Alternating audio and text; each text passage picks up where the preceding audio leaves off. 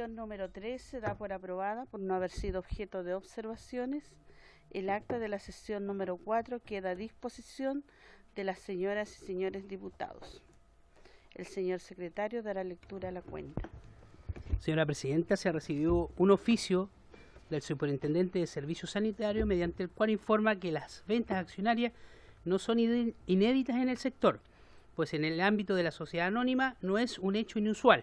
Prueba de ello es que diversas empresas privadas explotadoras de concesiones sanitarias como Aguas Antofagasta al último tiempo vivieron procesos similares y han persistido en su condición con cambios de dueños y controladores, como ocurrió con Aguas del Valle en la región de Coquimbo, Nuevo Sur de la región del Maule, Aguas Magallanes de la región austral, Aguas Araucanía y la empresa nortina Aguas Altiplano. En todos los casos, los servicios de las concesiones persisten sin alteración, respetándose los términos de las concesiones y las obligaciones que ellas imponen, sin que tampoco se altere el régimen de servicio obligatorio y continuo, ni la atención al usuario. Por lo tanto, la situación de venta accionaria o cambio del grupo controlador por la compra del paquete dominante no hace sufrir ningún cambio a la concesión sanitaria y ella se mantendrá bajo el celo fiscalizador y sancionador de la autoridad, que hará velar todas las condiciones que son aplicables a su naturaleza sin atender al tipo de propietarios o controladores del operador. Esto, señora Presidenta. Gracias, señor secretario. Ofrezco la palabra sobre la cuenta a los diputados presentes.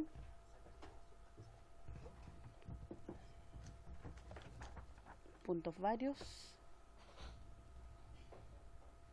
Bueno, de acuerdo a la orden del día, esta sesión ha sido citada con el propósito de escuchar al señor Claudio Darrigrandi, director general subrogante de Obras Públicas, quien expondrá al tenor de la materia contenida en el mandato de esta comisión, y también al señor Jorge Rivas, superintendente de Servicios Sanitarios, quien expondrá sobre todo lo concerniente con los requisitos o condiciones de operación de las concesiones de servicios sanitarios en el país y en especial en la ciudad de Osorno.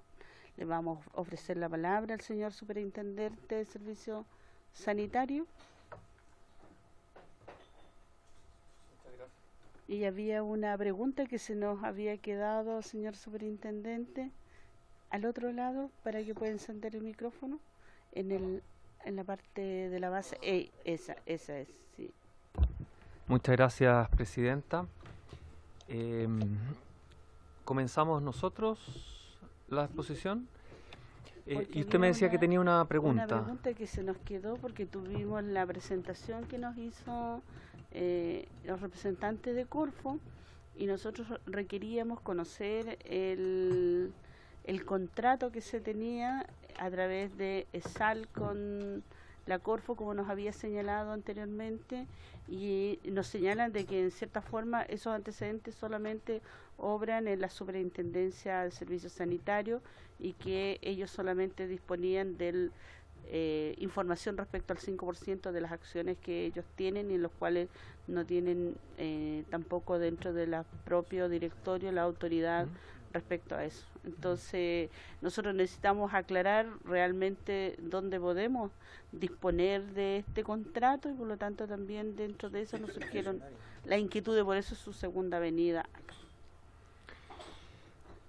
Le voy a dar la palabra a nuestro fiscal, Gonzalo Astorquiza, que le va a responder esa parte en específico, ¿ya? Gracias. Buenos días, señora presidenta.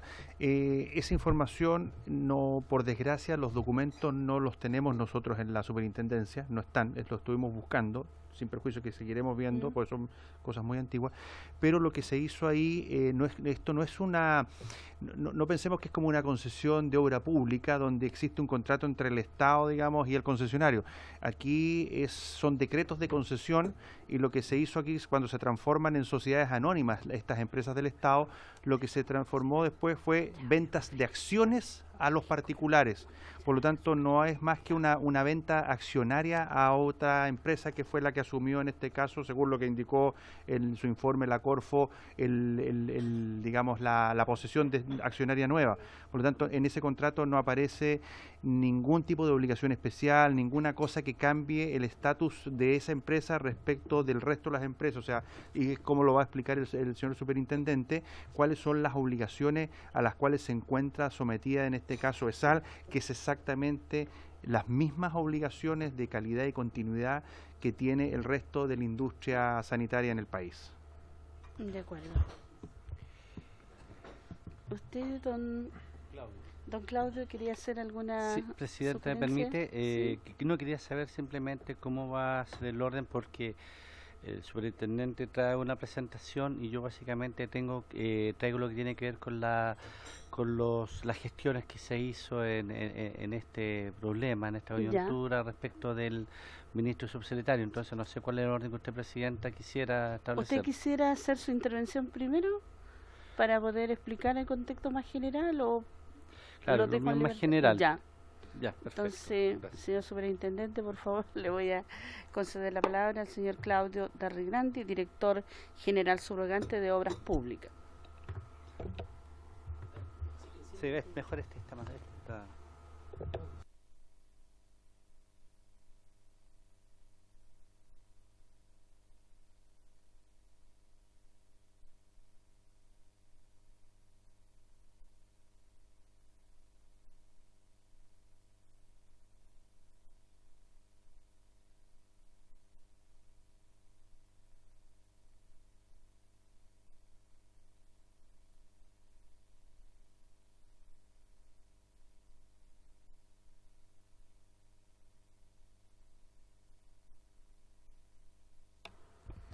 Disculpe, don Claudio, le ofrezco la palabra. ¿Puede encender el micrófono? Es apagado. Sí. Ahí sí. Buenos días, Presidenta de Comisión. Gracias a las excusas de la subsecretaria subrogante y directora general, a la cual yo estoy reemplazando, le era imposible venir, que ya se fue excusado.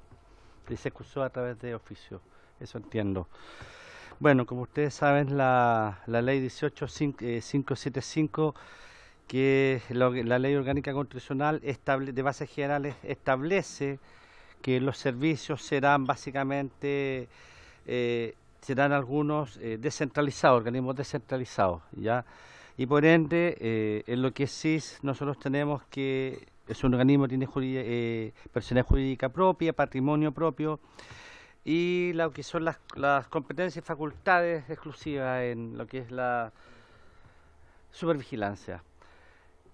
Sobre este tema nosotros vamos a lo que es la ley orgánica, la 850, que establece que en el artículo 4, la 850 es la ley que fundamenta el MOP y establece, incumbe que al ministro de Obras Públicas, a nuestro ministro Alfredo Moreno, en su calidad de autoridad superior del ministerio, le compete la supervigilancia de los organismos que de él dependen, ¿okay? Entonces, y de aquellos que por su intermedio se relacionan con el gobierno, como es la superintendencia.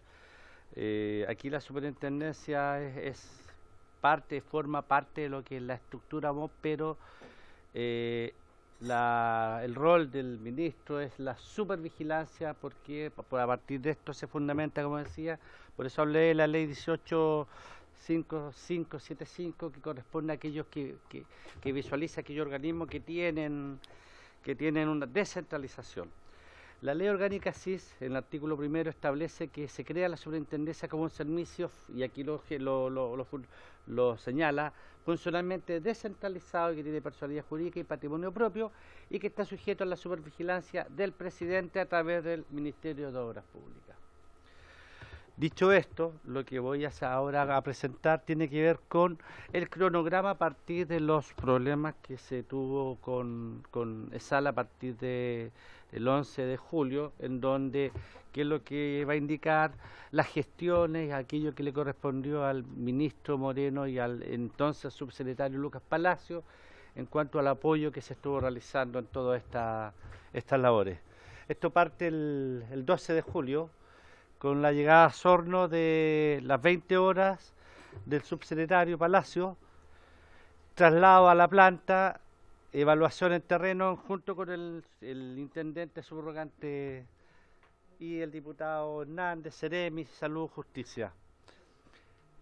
La empresa informa que el suministro estaría repuesto. Voy a en resumen porque voy a focalizarme en las ideas principales. ¿Ya? Se informa que estaba repuesto en 12 horas, luego de haber del retrolavado que implicaba el sistema filtrado a partir de la filtración de los hidrocarburos que cayeron. Entonces, al no existir esta solución, se señala que finalmente esto se extendería. Ahí una de las soluciones correspondía a 300 toneladas para lo que tiene que ver con el material para poder hacer el proceso de filtro, el limpiado de filtro. Esto venía a Santiago, 4 días de demora. Esto ya estábamos en el 16, martes 16 de julio, del 12 al 16, que con eso estaría nuevamente la planta en operación. Bueno, el subsecretario exige que se tomen las medidas del caso y se pide, y aquí donde el MOP está apoyando, que partíamos de lo que es estos puntos de abastecimiento en la emergencia. Había 99 puntos, se solicita a la empresa para subir a 120 puntos y con 42 camiones de aljibe. 13 de julio hubo permanentes COE, incluso algunos 2 en el día, 3 en el día. El superintendente estuvo allá personalmente y se declara alerta sanitaria. Eso porque con el fin de poder tener mejores instrumentos, herramientas para abordar esta emergencia. Se explica que no hubo ESAL explica que no hubo solución a la primera propuesta, finalmente hay que buscar otra. Aquí vamos a ver que al final, si eso es un proceso filtrado, se sigue operando. El 13 de julio se establecen 2 ventanas de suministro porque hay que pensar que esto está agotado a un puro espacio. Entonces se sale mañana y tarde y se suben los puntos a 150 puntos de entrega y 60 camiones de aljibe. Se trata de socializar esto a través de web, intendencia o ONEMI. Esto siempre estuvo también, la ONEMI estuvo muy presente en esto. Se empieza a incluir bomberos, municipalidad, ejército y se empieza a sumar otras empresas. ¿Y por qué hablo de otras empresas? Porque el MOP ofrece, y aquí me correspondió como director de obra hidráulica, nos preguntaron qué APR teníamos cercanos, nosotros establecimos los puntos, pero eso no fue necesario porque las empresas privadas como Soprole, Colún, Frigoríficos Sorno, pusieron a disposición sistemas, camiones, y ellos empezaron a ejercer también un proceso de abastecimiento de agua. Se pone también a disposición una mini planta ya de agua que fue asignada al hospital. Siguen los COE, ya. Se visitan las empresas donde se haya producido el derrame. El MOP insiste en que la presión que tiene que solucionarse esto a la brevedad.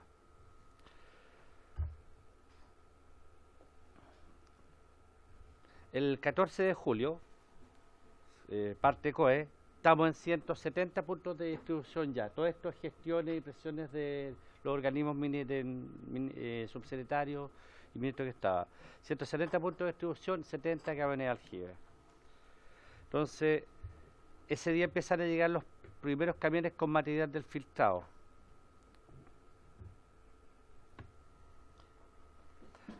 Luego, el ministro viaja personalmente el día 15, esto lo anterior correspondía al subsecretario, el ministro viaja personalmente el día 15 de julio y se reúne con todas las autoridades, obviamente, para lo que es ver el estatus del avance que había. Todos coinciden en que hay que restablecer el agua a la brevedad. 16 de julio se realiza la inspección a la planta de tratamiento, ver el proceso de cómo estaba la instalación y si hubo 2 COEs. El 17 de julio se restablece el suministro de agua potable, el presidente Piñera llega a la ciudad y se procede a lo que es una recesión del COE que está encabezado por el presidente para ver el estado, pero hay que recordar que esto estaba muy intermitente y hubo un corte nuevamente. Que tiene que ver con la sobredemanda, obviamente, porque es natural eso. 18 de julio el ministro retorna a Osorno y se empieza a repartir agua en camiones de aljibe. Hay compromisos desde la empresa de traer de Santiago equipos necesarios, que fueron los que finalmente, que son estos, las lamelas, que sirven para purificar, para separar los sedimentos, ¿ya? Porque hay que pensar que está en una mezcla y se empieza a separar. Entonces, y ahí se empieza a mediodía el proceso de instalación. El ministro va a visitar la planta, de modo de insistir en que debe haber pleno funcionamiento de la producción. Al 19 de julio hay un abastecimiento cercano al 70%. Queda fuera de esto el centro de la ciudad. Se reúnen con el ministro Moreno, se reúne con las multigremiales y obviamente se escucha todo el efecto que tuvo para los sectores, diversos sectores, estos cortes permanentes. Ahí ya se empieza a establecer respecto de lo que la ley permite para compensar estos problemas.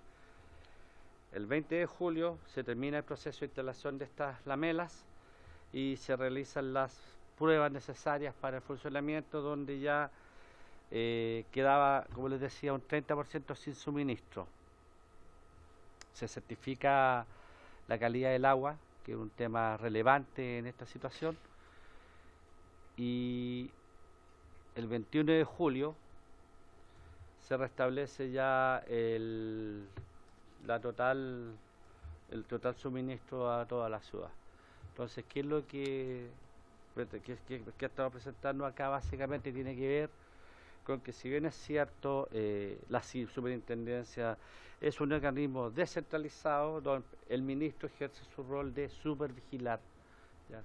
Y en forma inmediata a la emergencia, tanto ministro Moreno como subsecretario hacen y establecen las coordinaciones y gestiones que permitan llevar a cabo una solución. Eso es por lo que les quería señalar que es importante tener claro qué fue lo que hizo tanto el superintendente, quien estuvo presente siempre en el problema, como así también el ministro y subsecretario. Eso era.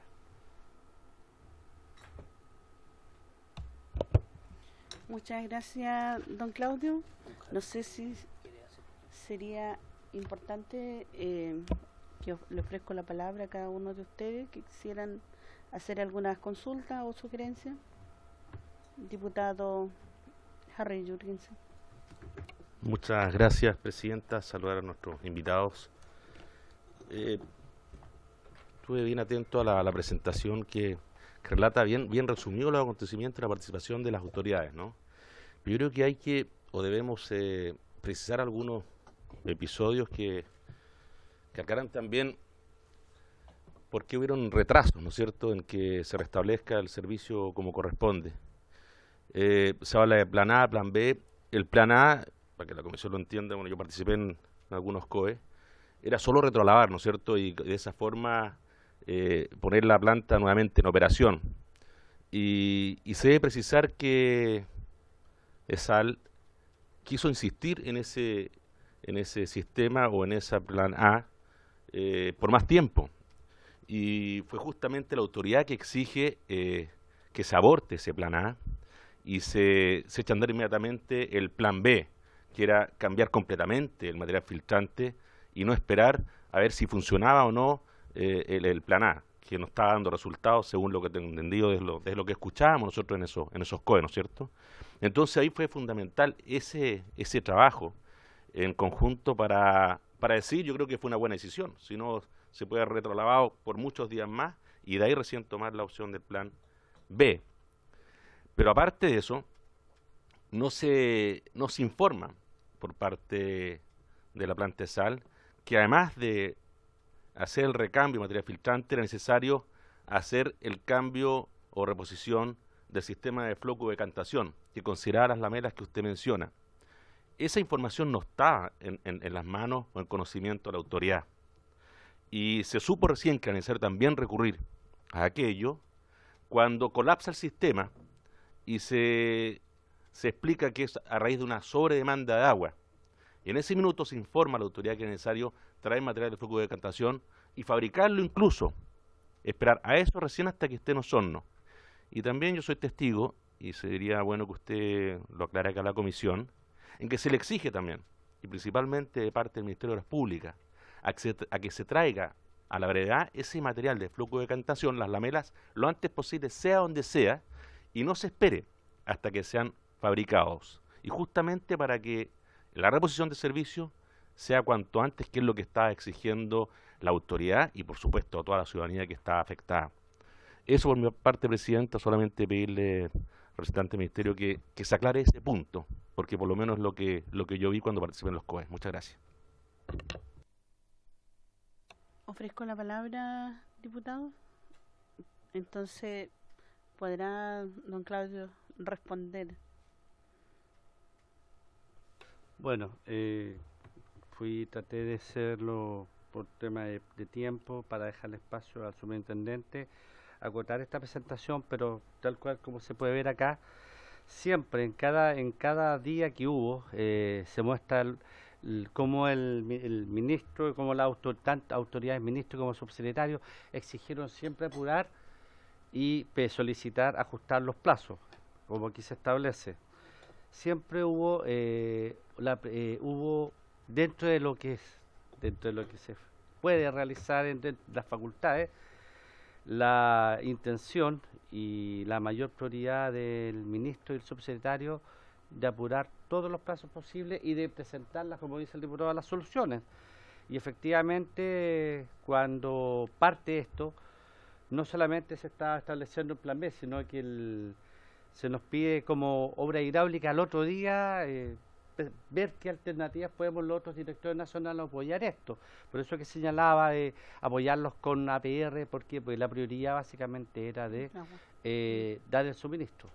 Pero siempre efectivamente hubo yo no asistí a los jueves, pero sí la información y todo lo que hemos recogido tiene que ver con que hubo la exigencia, ¿ya? En forma perentoria de solucionar esto y tener alternativas. Eso es efectivo.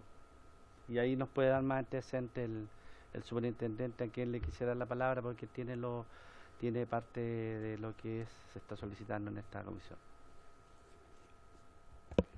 Yo quisiera consultarle a usted, don Claudio, que también nos pueda ayudar en la misma pregunta que le hacía al superintendente con respecto a la contratación, el contrato, el tipo de licitación que ya nos respondieron que en cierta forma no hay claridad respecto al contrato en sí, porque son licitaciones las que se han establecido, en los cuales hay una normativa que es general para toda la sanitaria, pero no nos interesaba aquello porque dependiendo de lo que fuese, lo que se dijera ahí en ese tipo de licitación, usted comprenderá el contexto en el cual nos encontramos, que es mucho más difícil que lo que se vivió en estos 10, 11 días y muchos días más, que hasta el día de hoy todavía las personas siguen teniendo la desconfianza de tomar el agua, si están tomando un agua que es potable, es de calidad, y generalmente han tenido alguna sospecha respecto a algunos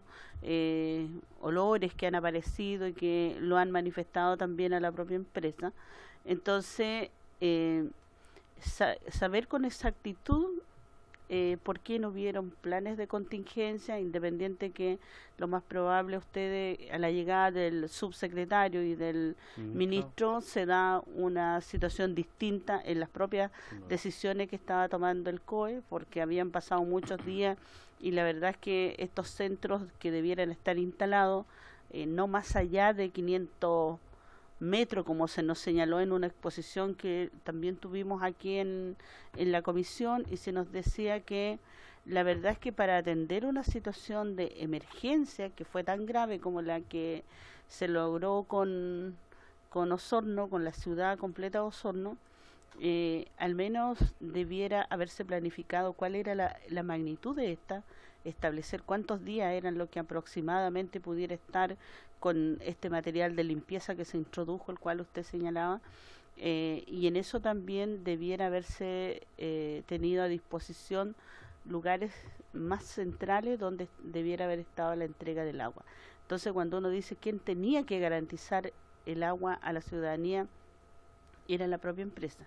Y si ésta no le estaba garantizando, entonces también las demás instituciones que estaban coordinadas a través del COE tendrían que haber tomado decisiones para que se dispongan todo el recurso necesario y no hayamos tenido que dañar tanto a las familias de Osorno, el que hayan tenido que estar en colas muy grande, el que no hayan tenido el abastecimiento suficiente y el que muchas veces de manera irresponsable también se le estaba diciendo, a medida que iban pasando los días, se le estaba restringiendo a todas aquellas familias que vayan a extraer más allá de un bidón de agua. Y usted entiende que a medida que pasa un día, 2 días, 3 días, obviamente que la mayor necesidad de agua el día 4, el día 5 y el día 10 y el día 12, obviamente que van a ser mucho más en cantidad, porque esa familia no tenía el agua para el aseo, no tenía el agua para el funcionamiento de sus baños, no tenía el agua que debiera tener para garantizarse y para la preparación de sus alimentos. Entonces, bajo esa gravedad es que la que uno quisiera determinar a través de esta comisión y que no vuelva a pasar en una situación de otra ciudad, con otra sanitaria o con esta exactamente o igual o peor como lo que pasó con las familias de Osorno. Entonces, para evitar todo eso, cuando uno empieza a revisar, hubieron planes de contingencia para atender una emergencia de tal magnitud, no estaba claro respecto a eso.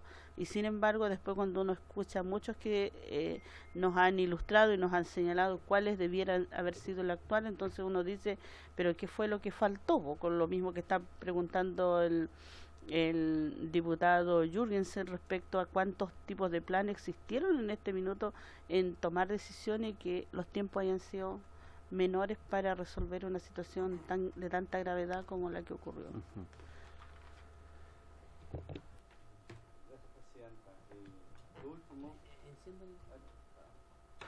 Lo último, Presidenta, en su proceso intermedio quiero señalar e insistir en lo que ministros y subsecretarios realizaron y como se puede ver en la presentación, cómo fueron subiendo los puntos de captación, los puntos de entrega, de abrir de una ventana a 2 ventanas. Las gestiones de ellos estuvieron en pos de buscar la solución hacia esto. Y respecto a su última consulta, sin duda que esto tiene lecciones aprendidas. Y además, la superintendencia, el superintendente que aquí explicará, sin duda que han estado haciendo los trabajos y permitían y velando que esto sin duda no se repita. ¿Cuáles son las lecciones que se sacan de esto? Porque obviamente no queremos que esto se repita y entendemos la gravedad del asunto, pero también y justamente pensando en ello fue que nuestro ministerio apoyó con todos los factores posibles a esta ciudad. Así que yo, si me permite, dejo al superintendente para que entregue mayores antecedentes. De acuerdo, le otorgamos la palabra, señor superintendente.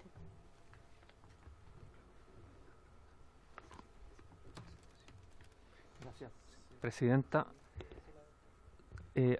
¿Cuánto rato tengo para hacer la presentación?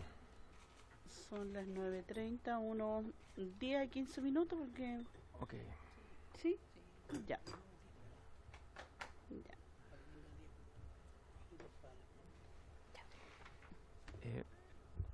Las siguientes láminas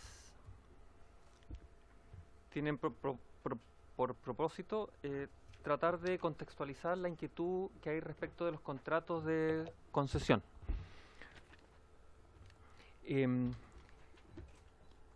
Quiero tratar de explicar de que aquí no hay un contrato, en el sector sanitario no existe un contrato como los típicos de concesión, tal como dijo el fiscal.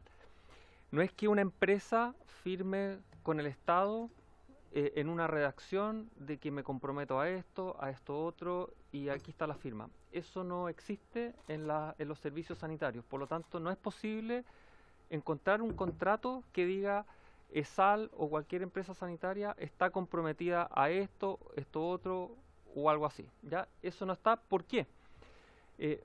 Porque nosotros tenemos una ley que es básicamente lo que tienen que cumplir las empresas sanitarias. Por lo tanto, este contrato en realidad es que la empresa sanitaria tiene el deber de cumplir lo que establece la ley.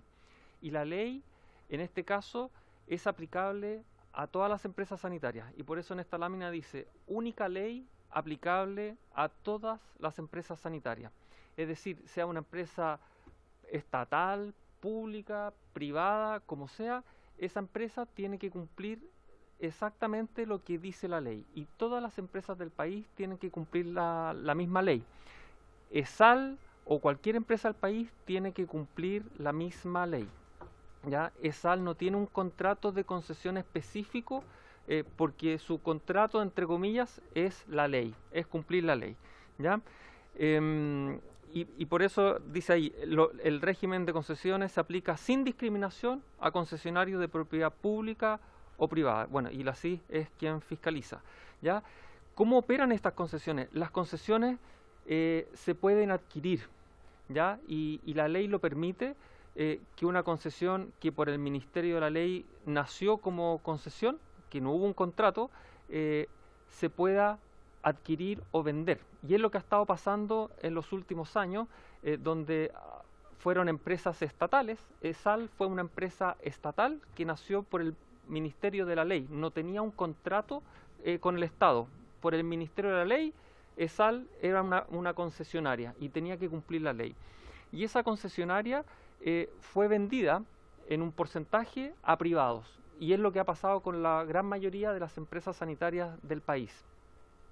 ¿Ya? Los decretos de concesión son firmados por el MOP y consideran 4 etapas de servicio. El servicio de producción, distribución, recolección y tratamiento de aguas servidas. Las concesiones, por lo tanto, se pueden transferir y ahí nosotros tenemos 2 tipos de concesión.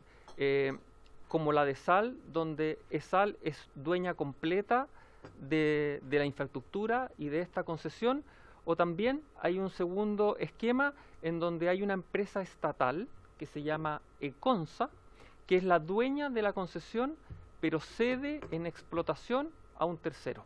Y ahí tenemos Aguas Araucanía, Aguas Chañar, en definitiva hay bastantes empresas en el país en donde ECONSA, que es la empresa estatal, es dueña de la concesión, pero traspasa el derecho de explotación a un tercero. Y ahí sí hay un contrato en donde se establecen algunas cosas de índole comercial, de cómo se relaciona ECONSA con ese tercero que explota.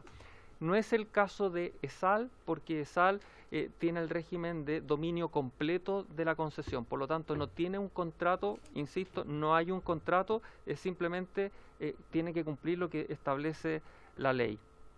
¿Ya?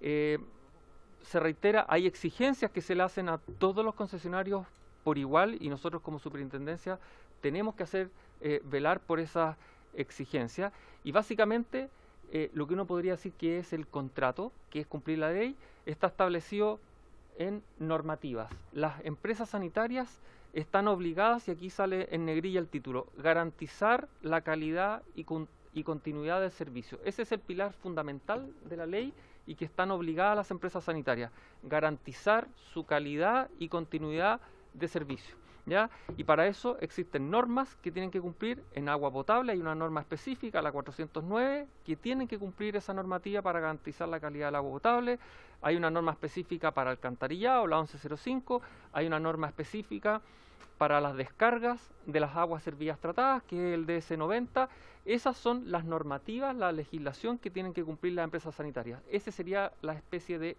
contrato que tienen que cumplir las empresas sanitarias. Aquí nos vamos en específico a ESAL.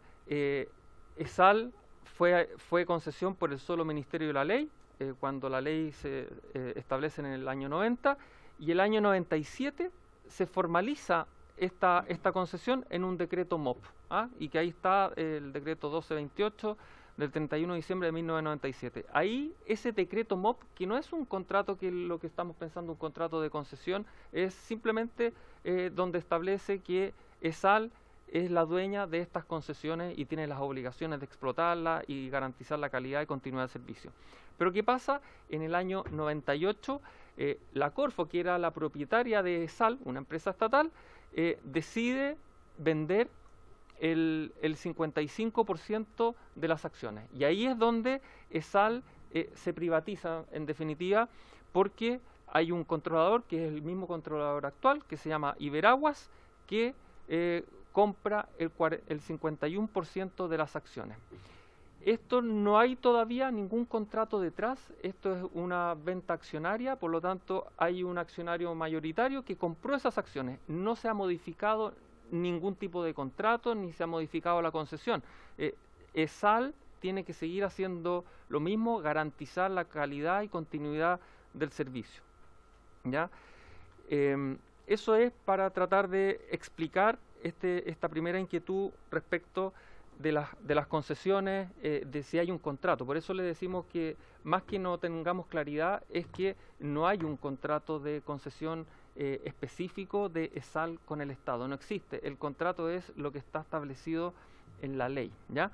Lo que hubo un cambio de controlador por una venta accionaria, y eso sí se podría, nosotros no tenemos los detalles, eso se podría conseguir en otros organismos, ¿ya? Hay un segundo tema que en oportunidades anteriores también se puso sobre la mesa y quisimos preparar esta lámina. Esta lámina son las inversiones que ha hecho la empresa ESAL. Y aquí tenemos en Osorno. Perdón, estos son las inversiones de la empresa ESAL completa. ¿Ya? Lo podemos después separar por Osorno. Esto lo quisimos hacer como empresa ESAL completa. ¿Ya? Podemos hacer después la ventana. Sí, desagregarlo perfectamente, lo estamos anotando porque no lo desagregamos, trajimos las inversiones de la empresa ESAL completa. Tenemos en el gráfico de barras, la barra, ahí se ve de color naranjo, es la inversión que ellos prometen en los planes de desarrollo. La barra gris, que ustedes ven que siempre es mayor que la barra naranja, es la inversión efectivamente realizada. Ahí tenemos una pequeña cosa que llama la atención. Las inversiones que realiza la empresa sanitaria son mayores a las inversiones que comprometen en sus planes de desarrollo. ¿Ya? Esto es común a todo el país. Siempre las empresas sanitarias invierten más de lo que comprometen en el plan de desarrollo. Eso tiene otras explicaciones que podremos comentar después. Y en esta barra amarilla a la derecha está la inversión efectivamente, la inversión ejecutada del plan de desarrollo, ¿ya? Y eso es lo que da origen a los porcentajes de la línea azul. Es el cumplimiento del plan de desarrollo. Me comprometo a 100, invierto 90. Por lo tanto, el cumplimiento es 90%. ¿Ya? Esa es la curva que está en color azul, en donde la verdad es que ESAL está dentro del promedio del sector. El promedio del sector es la línea roja, que es un 87% de cumplimiento del plan de desarrollo. Las empresas comprometen 100 y terminan en promedio en el país ejecutando 87. Hay una diferencia ahí. ESAL está como empresa, la verdad es que bastante en el promedio. Algunos años sobre, algunos años bajo, ¿ya? Esos incumplimientos muchas veces han sido sancionados porque hay que cumplir lo que se promete, ¿ah? Y por eso las empresas terminan haciendo más de lo que comprometen, porque no les gusta comprometer todo, ¿ya? Porque pueden ser sancionados. Eso es respecto de las inversiones. Uno puede ver que en los últimos 3 años, el 2016, 2017 y 2018, ESAL ha repuntado en sus inversiones, ¿ah? Habían estado invirtiendo un poquito más que los años anteriores. No estamos diciendo que eso es suficiente o no suficiente, simplemente estamos diciendo que en los últimos 3 años ESAL había estado invirtiendo un poco más que el promedio de años anteriores. Bueno, en la presentación anterior nosotros les mostramos qué es lo que hizo la superintendencia en terreno. Nosotros estuvimos los 11 días, desde el día 1 estuvimos presentes y hicimos bastantes cosas dentro de la emergencia y algunas cosas antes. Nosotros les queremos mostrar qué ha estado pasando en estos 4 meses. ¿Ah? Ya han pasado 4 meses y nosotros no nos hemos quedado inmóviles, hemos hecho bastantes cosas. En primer lugar, nosotros instruimos medidas allá mismo el día 18 de julio, o sea, en plena crisis, en donde avisamos que íbamos a hacer una fiscalización extraordinaria para identificar riesgos similares a los dos hornos. Y ahí nosotros tenemos que entregar cierta tranquilidad porque fiscalizamos 240 sistemas en todo el país durante julio y agosto. Visitamos 240 sistemas productivos de fuentes superficiales y de hecho se identificaron en 9 sistemas, se identificaron hallazgos que podrían haber puesto en riesgo el suministro tal como sucedió en Osorno, con distintos niveles de riesgo, pero eran situaciones preocupantes que fueron corregidas a los 15 días, a máximo 15 días se tomaron en corregir. ¿Qué situaciones eran? Parecía, eran estanques de petróleo o equipos generadores que no tenían sus pretiles, que estaban en unas ubicaciones que podían ser riesgosas para las captaciones. Eso ya se subsanó junto con un montón de otros hallazgos que están trabajando. Entonces, esta fiscalización extraordinaria dio bastante buenos resultados porque eliminamos los riesgos para que no tengamos un nuevo Osorno. Adicionalmente a eso, el 24 de julio nosotros instruimos a todas las empresas sanitarias que hagan una autoevaluación de sus propios riesgos, que las empresas nos digan cuáles ven ustedes que son sus propios riesgos asociados al suministro. Y ese trabajo también ha estado dando fruto. Ahí tenemos un resumen, se los vamos a dejar esta presentación, pero hay un montón de temas, por ejemplo, protecciones contra ingresos. Los recintos no siempre estaban bien cerrados, pueden haber personas que ingresen, hay infraestructura que puede estar en lugares donde pueden haber crecida de ríos, aluviones. Todas esas cosas se levantaron y se están haciendo planes de trabajo para medidas de inmediato plazo, de mediano plazo y de largo plazo. Eso ya lo estamos trabajando con las empresas sanitarias. ¿Qué otra cosa hicimos en el corto plazo?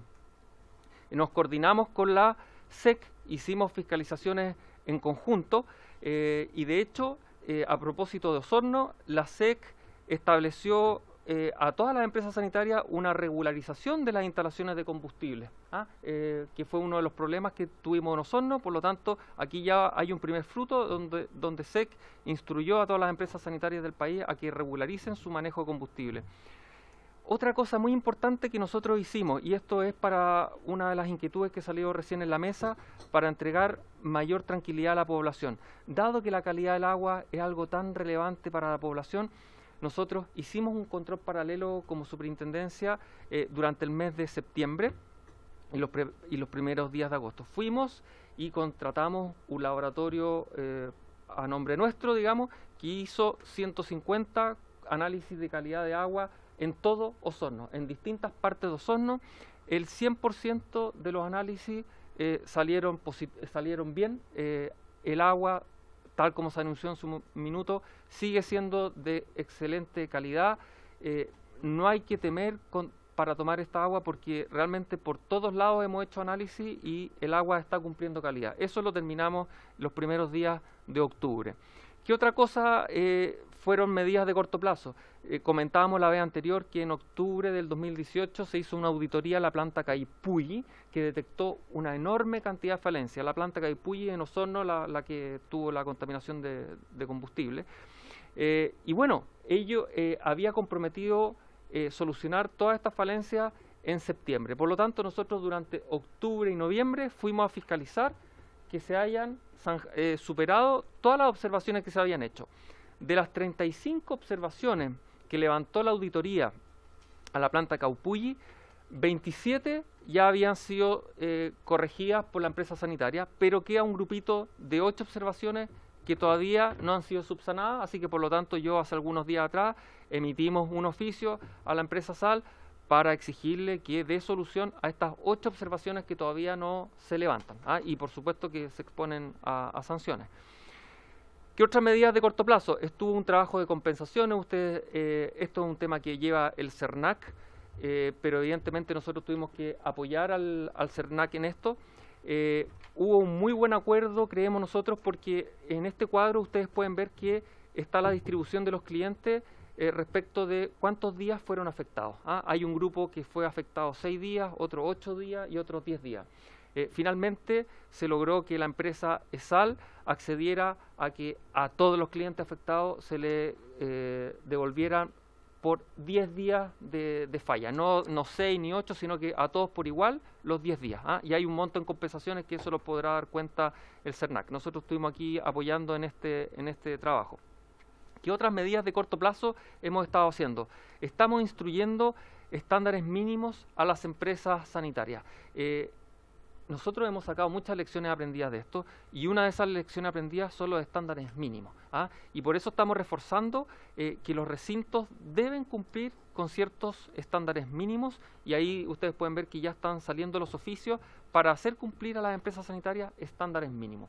En el caso de Osorno, en ESAL, nosotros vimos que habían subestándares en muchas de las instalaciones de esa planta y por lo tanto estamos haciendo subir el listón para cumplir estándares mínimos. También estamos implementando medidas de mediano plazo, como por ejemplo nuestro nuevo modelo de fiscalización. Tenemos que ajustar y profundizar un modelo de fiscalización bastante más preventivo, enfocado a riesgo. Y hemos contratado a la Universidad de Chile, que nos está apoyando en un trabajo que es de mediano plazo para tener un nuevo modelo de fiscalización de la Superintendencia de Servicios Sanitarios. Esto nos va a servir bastante para que no se repitan situaciones como la de Osorno. ¿Qué otras medidas de mediano plazo?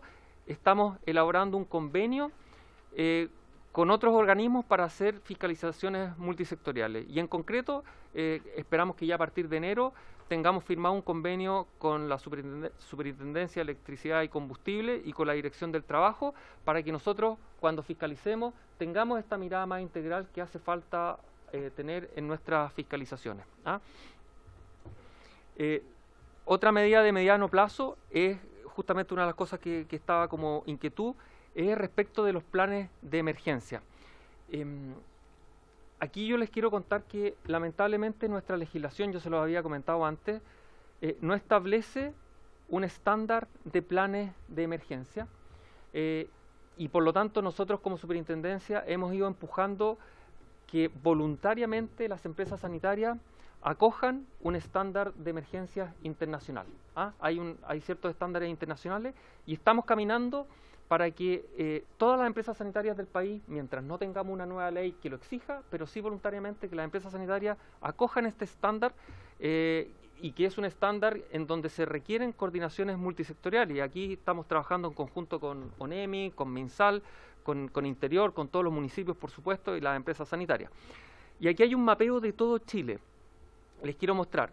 Lo que está en verde quiere decir que son el 50% de los habitantes en 66 comunas tienen hoy día un plan de emergencia acordado y que cumple un estándar internacional. Por lo tanto, si llegara a haber un problema de corte de agua masivo, se sabe con precisión cómo actuar, dónde tienen que ir cada uno de los estanques, qué volumen de estanques tienen que ir, cuántos camiones de aljibe, cómo van a hacer las coordinaciones. Eso significa que eso está trabajado, pero tenemos una tarea pendiente porque, bueno, hay un 4% que lo estamos firmando en las próximas semanas, pero hay un 46% del país, 216 comunas, entre las cuales estaba Osorno, que no tienen este plan de emergencia. Estábamos comenzando a trabajar, pero como les digo, esto era voluntario, por lo tanto el ritmo no era fácil imponer un ritmo más rápido y efectivamente en Osorno de lo que se había avanzado era la ubicación de 68 puntos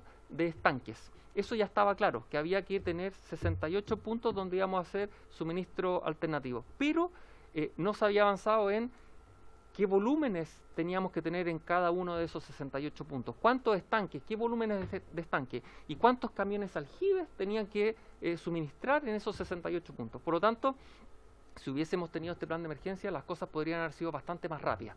Entonces ahí tenemos un problema, efectivamente. Pero estamos trabajando, yo les digo, esto es voluntarioso, las empresas sanitarias... hay 15 comunas que ya estamos firmando estos planes de emergencia. En el corto plazo, por lo tanto, vamos a pasar de 66 a 81 comunas con planes de emergencia. Osorno, lamentablemente, estamos trabajando para pasarlo a verde. Hay que trabajar en estas 219 comunas que todavía nos faltan. ¿Ya? Eso es respecto de los planes de emergencia. y ya tenemos algunas medidas de largo plazo. Este es nuestro sueño como superintendencia, que es la Agenda 2030, es la Agenda del Sector Sanitario 2030. Son 12 proyectos que dan cuenta de cómo queremos que el sector sanitario esté posicionado al 2030. Hay un montón de desafíos que tomar y 2 de esos proyectos de la Agenda 2030 son justamente los planes de riesgo, uno de que ha salido a la mesa, de tener planes de riesgo mucho más robustos que los que tenemos hoy día, y calidad del agua potable. Trabajar en la calidad del agua potable es otro proyecto. Esto ya lo estamos iniciando, en menos de un mes más vamos a lanzar esta agenda con estos 12 proyectos que tenemos que trabajar. Ahí hay algo de los planes de riesgo y del agua potable de calidad. Eso es lo que nosotros queríamos mostrarle, Presidenta. El diputado Nicolás Neumann me ha solicitado brevemente la palabra y el diputado Celi. Muchas gracias, Presidenta. Agradecerle a los expositores, pedirle excusas, ya que tuve que hacer unos contactos radiales con mi región porque había un par de inconvenientes que ocurrieron ayer en la noche. Pero en referencia a la presentación, que no la pude ver en su totalidad, una de las láminas habla del cumplimiento del Plan de Desarrollo de SAL del año 2008 al 2018. Para entenderlo bien, tiene que ver con los compromisos que adquiere el SAL con la CIS de planes de cumplimiento. ¿Es así o no es así? Y no sé si lo entiendo bien, pero lo que veo de los planes de cumplimiento es que no lo cumplen, por lo que veo acá, ningún año. Y tengo entendido que una de las posibilidades de la caducidad de la concesión es justamente no cumplir con los planes de concesión. ¿Es así o no es así? Eso quería preguntar, Presidenta. Muchas gracias. Diputado Celis. Gracias, Presidenta. Agradecer la presentación, me parece bien sólida lo que nos ha entregado el superintendente del CIS. Complementando lo que acaba de decir mi colega diputado, ¿en qué está el expediente de caducidad en este momento de la empresa? ¿Cuál es el estado del arte? Diputado Kuche, le ofrezco la palabra. Gracias, Presidenta. Relacionado también con lo anterior, tanto el diputado señor Neumann como el diputado Celi, ya se nos dijo al comienzo de la sesión que no había un contrato de concesión propiamente tal, sino que lo que hubo en este caso es un traspaso de la propiedad y siguió la operación de una empresa cuya propiedad se traspasó. Quiero consultar cuál es la situación de toda esta industria en Chile, si hay casos de empresas que tienen una concesión realmente y que parten con esa concesión como para aplicar este tipo de criterios de caducidad, y si no, cuáles son los criterios en el caso de que no exista, porque de todas maneras tenemos que tener la garantía del buen servicio, particularmente en estos servicios que son críticos o fundamentales para la vida de nuestras comunidades. Gracias. Disculpe, va a ser tan breve que no vamos a poder recepcionar de parte de ustedes la respuesta, y el tiempo y la disculpa también porque se nos modificó el horario de sala, era a las 10:30 inicialmente y se citó para las 10. Hemos recepcionado los antecedentes, al cual le agradecemos, y necesitamos también tomar decisiones porque la próxima sesión la debiéramos establecer en la semana distrital en Osorno, como lo habíamos comprometido para el mes de octubre, así que por lo tanto, si se sigue manteniendo, yo considero de que debiera realizarse. ¿Sí? Perdón. ¿Sí? ¿Está en duda el curso de la próxima semana? Ya. Porque el Ejecutivo va a ingresar 2 proyectos de consumo urgencia, Ya. y probablemente vamos a ser citados el miércoles o jueves, no sabemos bien. Entonces, Ya, de acuerdo. Entonces, no acordamos eso. Le pido que en 2 minutos nos van a tener que responder. Quería proponer lo siguiente, en virtud de que CIS es el organismo fiscalizador justamente de las concesionarias o del agua potable, yo seguiría con el desarrollo de las audiencias, y cuando estemos a puerta del informe final, sería conveniente que pudiera venir nuevamente la CIS con todos los antecedentes recogidos, porque igual yo creo que sería bueno escuchar a la empresa de sal para que también pueda argumentar sus puntos de vista, y después de eso citarlos nuevamente, y quizá ahí nos puedan ayudar con las respuestas con más tiempo, porque en 2 minutos Sí, vamos a ser difícil. quedar no De tiene acuerdo. sentido. De acuerdo. Y lo que le quería proponer, presidente, es si el día lunes podemos tener sesión en Santiago para continuar con la agenda. Sí, si no se Este modifica, lunes. claro, va a depender. Por eso es que va a depender mucho si hay sesión o no. Lo otro que va a quedar pendiente, que no sé si no lo leí en las presentaciones, era si ustedes también hicieron las sugerencias de que este sistema compartido, tanto de cloración y fluoración, pudo haber tenido una situación distinta, pero como estaba junto, hizo finalmente que sucediera todo lo que ya conocemos. Entonces también si dentro de la sugerencia o la revisión o las diversas auditorías que ustedes llevaron, si esto también le han solicitado a la empresa, porque de lo contrario cualquier situación de emergencia pudiera nuevamente tener la misma gravedad de esta. Y con respecto a la regulación sanitaria del año 1988, si esta, don Claudio, va a sufrir algunas modificaciones, hay algún proyecto para aquello, que también sería importante al menos conocerlo, o que ustedes nos pudieran orientar cuáles serían aquellas modificaciones. Ya, les agradecemos a todos y queda pendiente, y a cada uno de ustedes gracias por haber concurrido, y les volveremos a invitar. Muchas gracias. Cerramos la sesión.